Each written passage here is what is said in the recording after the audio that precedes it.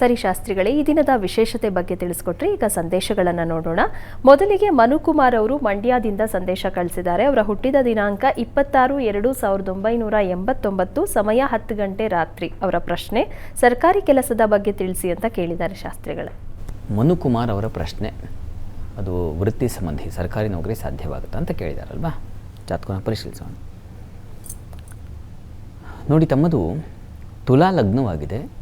ಲಗ್ನದಿಂದ ಕರ್ಮಾಧಿಪತಿ ಚಂದ್ರ ಲಗ್ನ ಸ್ಥಾನದಲ್ಲೇ ಇದ್ದಾನೆ. ಚಂದ್ರನಿಗೆ ಪಕ್ಷದ ಬಲ ಇಲ್ಲ ಅಂತಲ್ಲ, ಇದೆ. ಆದರೆ ನಿಮ್ಮ ಜಾತಕದಲ್ಲಿ ಇನ್ನೂ ಸ್ವಲ್ಪ ಬಲ ಬೇಕಾಗಿತ್ತು.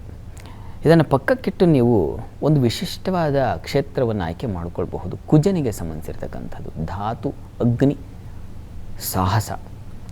ನಾವು ಯಾವುದನ್ನು ಎಲೆಕ್ಟ್ರಾನಿಕ್ಸ್, ಎಲೆಕ್ಟ್ರಿಕಲ್, ಆಟೋಮೊಬೈಲ್ಸ್, ಪೆಟ್ರೋಲಿಯಂ ಇಂಥ ಕ್ಷೇತ್ರ ಅಂತೀವೋ, ಅಥವಾ ಭೂ ವ್ಯವಹಾರಗಳು, ರಿಯಲ್ ಎಸ್ಟೇಟ್, ಇವುಗಳಿಗೆ ಸಂಬಂಧಿಸಿರ್ತಕ್ಕಂಥದ್ದು.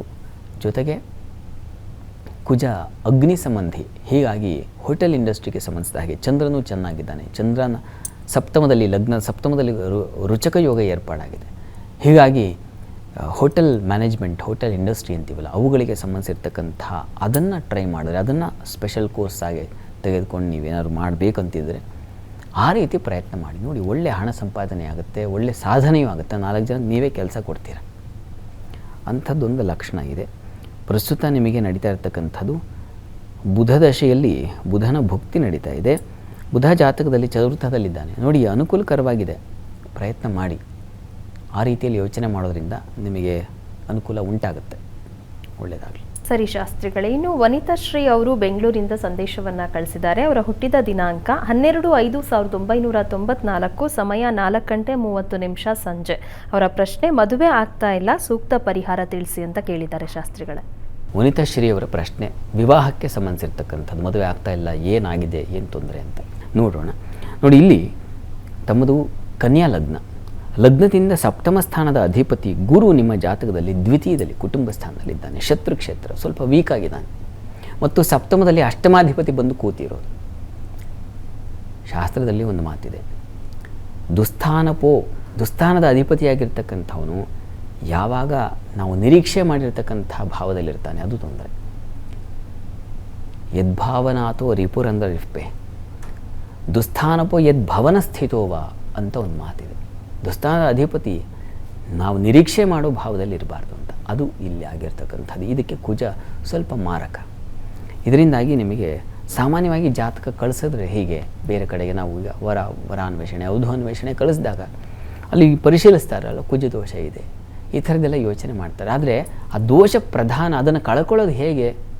ತಕ್ಕನಾದ ಕುಜದೋಷ ಇರತಕ್ಕಂಥ ವರನನ್ನು, ವಧುವನ್ನು ನೋಡಿದ್ರೆ ಆಗುತ್ತೆ. ಆದರೆ ಅದಕ್ಕೆ ಅದನ್ನು ಸರಿಯಾಗಿ ತಿಳಿಸೋ ಮಾರ್ಗದರ್ಶಕರು ಬೇಕಾಗುತ್ತೆ. ಹುಡುಗಿ ಕಡೆ, ಹುಡುಗನ ಕಡೆ ಎರಡೂ ಬೇಕಾಗುತ್ತೆ. ಹುಡುಗಿ ಕಡೆ ಏನಾಗುತ್ತೆ, ಇಲ್ಲ ಇವ್ರು ಹೇಳಿರೋದೇ ಸರಿ ಅಂತ, ಅವ್ರ ಕಡೆ ಅವ್ರು ಹೇಳಿರೋದೇ ಸರಿ ಅಂತ, ತನ್ನ ಮೂಲಕ ಕೊನೆಗೆ ಪಾಪ ಬಳಲವದು ಇವರಿಬ್ಬರು. ಹೀಗಾಗುತ್ತೆ. ಅದಕ್ಕೆ ಇದು ಸ್ವಲ್ಪ ಸೂಕ್ಷ್ಮವಾಗಿ ಪರಿಶೀಲಿಸಿಕೊಂಡು ಪರಿಹಾರಗಳನ್ನು ಮಾಡಿಕೊಂಡು ಮುಂದುವರೆದ್ರೆ ಅನುಕೂಲ ಆಗುತ್ತೆ. ನೀವು ಆತಂಕ ಮಾಡ್ಕೋಬೇಡಿ. ಕುಜಶಾಂತಿ ಒಂದು ಮಾಡಿಸ್ಬೇಕು. ಈಗ ನಿಮಗೆ ರಾಹು ಬೃಹಸ್ಪತಿ ಸಂಧಿ ಶಾಂತಿ ಇದೆ. ನೋಡಿ, ಈಗ ಗುರು ಶುರುವಾಗುತ್ತೆ. ನಾಳೆ ಏಪ್ರಿಲಲ್ಲಿ ನಿಮಗೆ ಅವಕಾಶ ಇದೆ. ಆತಂಕ ಮಾಡ್ಕೋಬೇಡಿ. ಏಪ್ರಿಲಿಂದ ಮುಂದಿನ ಏಪ್ರಿಲ್ ಒಳಗೆ ನಿಶ್ಚಯವಾಗಿ ವಿವಾಹ ಆಗುತ್ತೆ. ಕಂಗಾಲಾಗಬೇಡಿ. ಒಂದು ಕುಜಶಾಂತಿ ಒಂದು ಮಾಡಿಸಿ, ಅದರಿಂದ ಅನುಕೂಲ ಆಗುತ್ತೆ. ಗಾಬರಿ ಆಗಬೇಡಿ. ಒಳ್ಳೆಯದಾಗಲಿ.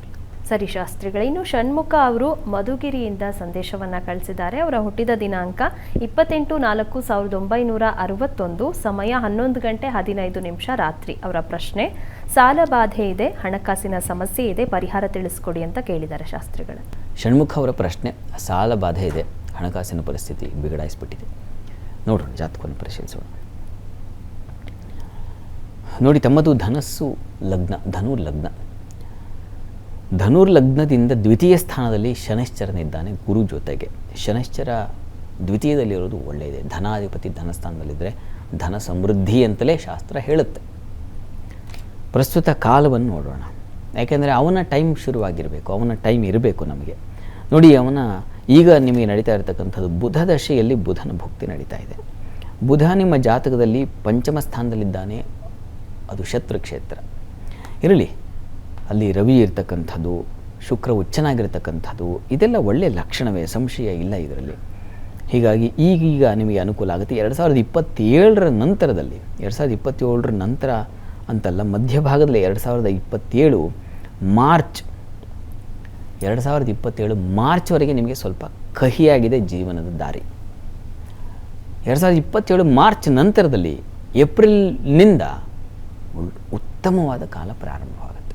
ಉತ್ತಮ ಕಾಲ. ನೀವು ಅಂದ್ಕೊಳ್ತಿರಲ್ಲ, ಏನು ಕಷ್ಟವಾಗಿದೆಯಲ್ಲ, ಇದರಿಂದ ಹೊರಬರ್ತೀರ. ಸಮಾಧಾನ, ಸೌಖ್ಯ, ನೆಮ್ಮದಿಯ ಜೀವನ ಸಾಗಿಸಲಿಕ್ಕೆ ಅವಕಾಶ ಮಾಡಿಕೊಡ್ತಾನೆ ಉಚ್ಚಸ್ಥಾನದ ಶುಕ್ರ.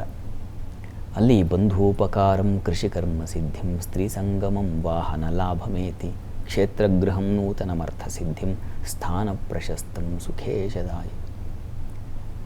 ಚತುರ್ಥ ಸ್ಥಾನದಲ್ಲಿರ್ತಕ್ಕಂತಹ ಶುಕ್ರನು ಇಂಥ ಒಂದು ಫಲವನ್ನು ತಂದುಕೊಡ್ತಾನೆ, ಸಂಶಯ ಬೇಡ. ಹೀಗಾಗಿ ಸಮಾಧಾನವಾಗಿರಿ. ಇನ್ನು ಸ್ವಲ್ಪ ಕಾಲ ನಿಮಗೆ ಸ್ವಲ್ಪ ಕಷ್ಟವಾಗಿದೆ, ಕಠಿಣವಾಗಿದೆ. ಇದರ ಈ ಸಂದರ್ಭದಲ್ಲಿ ನೀವು ಮಾಡಬೇಕಾದ ಪ್ರಾರ್ಥನೆ ವಿಷ್ಣುವಿನ ಆರಾಧನೆ. ವಿಷ್ಣು ಸನ್ನಿಧಾನದಲ್ಲಿ ಹತ್ತಿರದಲ್ಲಿ ಯಾವುದಾದ್ರು ವಿಷ್ಣು ಸನ್ನಿಧಾನ ಇದ್ದರೆ ಅಲ್ಲಿ ನೀವು ಪಂಚಾಮೃತ ಸೇವೆ ಮಾಡಿಸಿ ಪ್ರತಿ ಬುಧವಾರ ಮಾಡಿಸ್ತಾ ಬನ್ನಿ.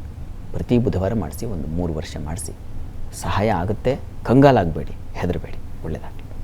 ಸರಿ ಶಾಸ್ತ್ರಿಗಳೇ, ಇನ್ನು ವಿಜಯ್ ಕುಮಾರ್ ಅವರು ದೊಡ್ಡಬಳ್ಳಾಪುರದಿಂದ ಸಂದೇಶವನ್ನು ಕಳಿಸಿದ್ದಾರೆ. ಅವರ ಹುಟ್ಟಿದ ದಿನಾಂಕ 25/10/1987, ಸಮಯ 7:05 ಸಂಜೆ. ಅವರ ಪ್ರಶ್ನೆ, ಆರೋಗ್ಯ ಸಮಸ್ಯೆ ಇದೆ, ಪರಿಹಾರ ತಿಳಿಸಿ ಅಂತ ಕೇಳಿದ್ದಾರೆ ಶಾಸ್ತ್ರಿಗಳೇ. ವಿಜಯ್ ಕುಮಾರ್ ಅವರ ಪ್ರಶ್ನೆ, ಆರೋಗ್ಯ ಸಮಸ್ಯೆ ಇದೆ, ಇದಕ್ಕೇನು ಪರಿಹಾರ ಅಂತ ಕೇಳಿದ್ದಾರೆ. ನೋಡ್ರಿ, ಜಾತಕವನ್ನು ಪರಿಶೀಲಿಸೋಣ.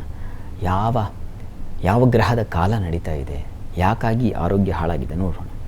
ನೋಡಿ, ತಮ್ಮದು ಮೇಷ ಲಗ್ನದಲ್ಲಿ ಗುರುವಿದ್ದಾನೆ.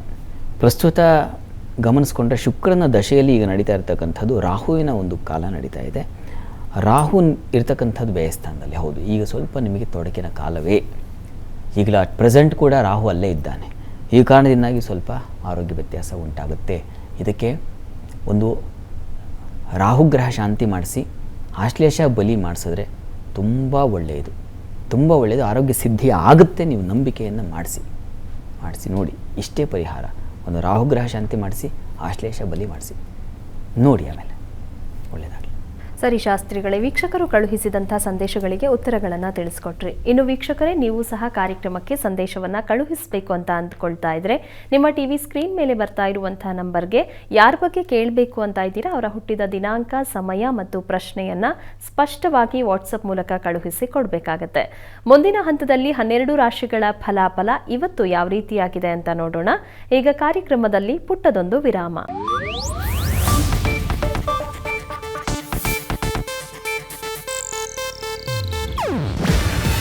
ಇದು ಏಷ್ಯಾನೆಟ್ ನ್ಯೂಸ್ ನೆಟ್ವರ್ಕ್ ಪ್ರಸ್ತುತಿ. ನೀವು ನೋಡ್ತಿದ್ದೀರಾ ಏಷ್ಯಾನೆಟ್ ಸುವರ್ಣ ನ್ಯೂಸ್.